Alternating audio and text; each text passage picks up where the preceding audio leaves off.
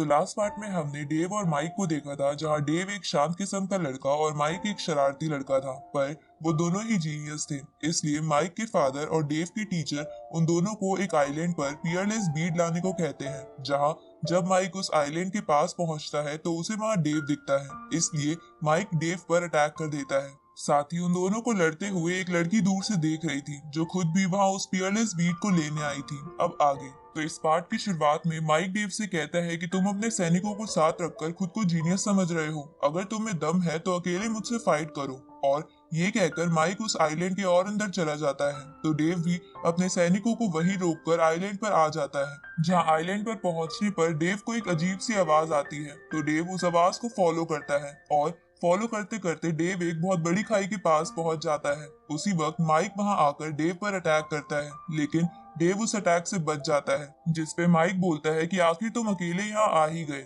इसके बाद mic Dave पर विंड ब्लेड नाम का अटैक करता है, लेकिन डेव उसे गॉड बेस्टो नाम की टेक्निक से रोक देता है। ये देखकर माइक डेव पर अटैक करने के लिए उसकी तरफ तेजी से बढ़ता है, पर डेव उसे शील्ड से रोककर पीछे की ओर फेंक देता है और मुस्कुराने लगता है। ये देखकर माइक और चिढ़कर एक साथ कई सारे विंड ब्लेड अटैक्स डेव पर करता है, लेकिन डेव उन्हें स्पिरिचुअल हैंड की मदद से रोक देता है। ये देखकर माइक डेव पर अपनी लाइटनिंग बॉल से अटैक करता है। तभी उन दोनों की तरफ एक पत्थर आने लगता है, जिसे देखकर वो दोनों उस पत्थर को तोड़ देते हैं। जिसके बाद वहां एक बंदा आ जाता है, जो असल में सैक्रेड डोमेन का एक वॉरियर था। अब वो वॉरियर खुद को बियर में ट्रांसफॉर्म कर लेता है, ताकि वो उन दोनों को पकड़ सके। अब ये देखकर डेव समझ जाता है कि वो बंदा सैक्रेड डोमेन का एक वॉरियर है। अब वो वॉरियर डेव पर अटैक करता है, लेकिन डेव शील्ड बनाकर उससे बच जाता है। तभी माइक अपने कई सारे अटैक्स का इस्तेमाल उस वॉरियर पर करता है, लेकिन उस वॉरियर को कुछ नहीं होता और वो माइक की तरफ बढ़ता है, तो माइक उससे बच के अपने थंडर अटैक से उसे नीचे गिरा देता है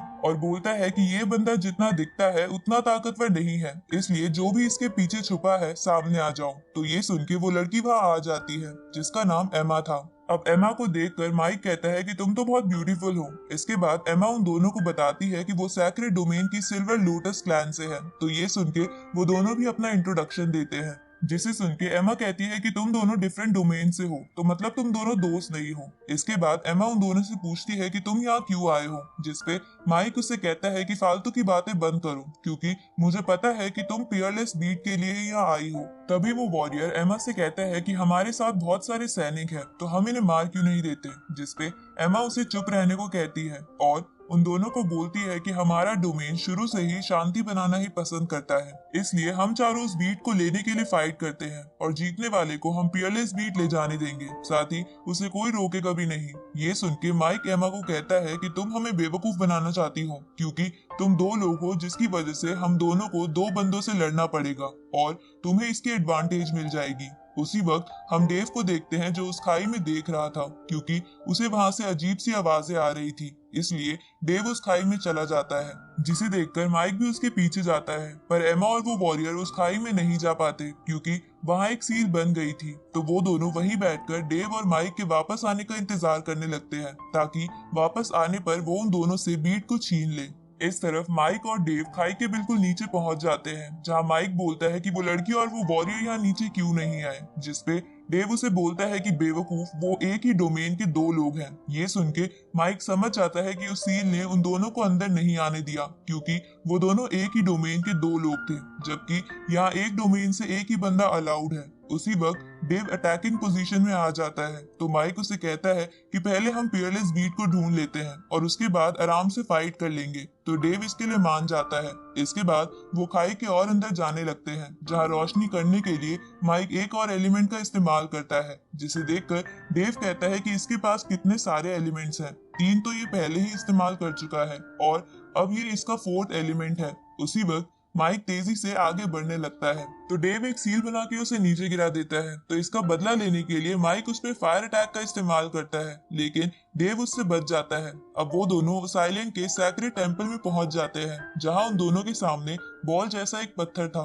तो उसे देखकर वो दोनों उस पत्थर के पास चले जाते हैं, जहां माइक डेव से पूछता है कि क्या ये पियरलेस बीड हो सकता है, जिसपे डेव कहता है कि मुझे पता नहीं। अब माइक ये चेक करने के लिए उस स्टोन पर अटैक करता है, लेकिन उस स्टोन में से कोई रिएक्शन नहीं होता। तो माइक बोलता है कि जरूर ये एक स्टोन ही है, पर डेव को इस बात पे विश्वास नहीं था क्योंकि उसको वो आवाजें यहीं से आ रही थी। अब डेव सच जानने के लिए उस पत्थर को छूता है, लेकिन वो उस पत्थर से चिपक जाता है और वो पत्थर उसका ऑरा कंज्यूम करने लगता है। तभी माइक उसे देखकर पूछता है कि तुम क्या कर रहे हो। तो डेव उसे फंसाने के लिए कह देता है कि वो उस पत्थर को रिफाइन कर रहा है। ये सुन के माइक भी जल्दी से उस पत्थर को टच करता है, जिसकी वजह से वो भी उस पत्थर से चिपक जाता है। तभी डेव उसे कहता है कि तुम सच में एक गधे हो। ये सुन के माइक उसे लात मारने की कोशिश करता है, पर इसकी वजह से वो पूरा ही उस पत्थर से चिपक जाता है। उसी वक्त वहाँ सभी चीजें हिलने लगती है, जिसे एमा और वो वॉरियर भी महसूस कर लेते हैं। इसलिए वो वॉरियर अंदर जाने के लिए उस सील पर अटैक करता है, लेकिन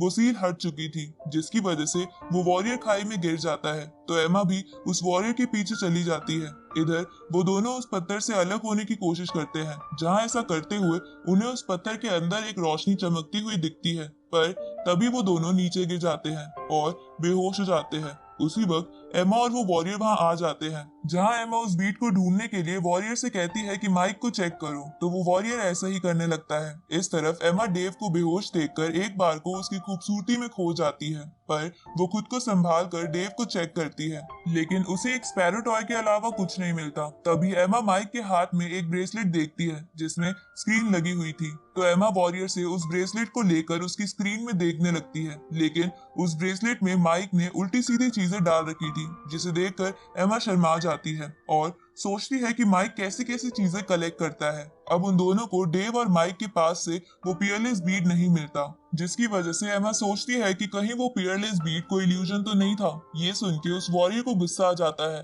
और वो माइक को लात मारने लगता है। तो एमा उससे कहती है कि भूलो मत, हमारे क्लैन का मोटिव पीस और हार्मनी है। ये सुन के वो वॉरियर माइक को अच्छे से चेक करने के लिए उसके सारे कपड़े फाड़ देता है, जिसे देखकर एमा शर्मा कर वहां से भाग जाती है। तो वो वॉरियर भी एमा के पीछे चला जाता है। थोड़ी देर बाद उन दोनों को होश आता है, जहां अपने कपड़े फटे देख के माइक को वॉरियर पे गुस्सा आने लगता है, क्योंकि माइक को बेहोशी की हालत में भी उन दोनों की आवाजें सुनाई दे रही थी। तभी डेव वहां से जाने लगता है। तो माइक उसे कहता है कि अगर हम फिर से मिले तो मैं तुम्हें नहीं छोड़ूंगा, जिसपे डेव उसे कहता है कि तुम अभी भी बच्चे हो। ये सुन के माइक को गुस्सा आ जाता है। इसके बाद माइक पत्ते लपेट कर उस खाई से बाहर आ जाता है, जहाँ उसकी फ्रेंड डॉल्फिन वहां उसका वेट कर रही थी। तो माइक अब डॉल्फिन पे बैठ के अपने घर चला जाता है। इधर हम डेव को मेडिटेट करते हुए देखते हैं। तभी उसे एहसास होता है कि उसकी शिप की तरफ एक बड़ा सा मॉन्स्टर बढ़ रहा है। ये सुन के डेव के साथ आए सैनिक घबरा जाते हैं और यहीं पर ये पार्ट खत्म होता है।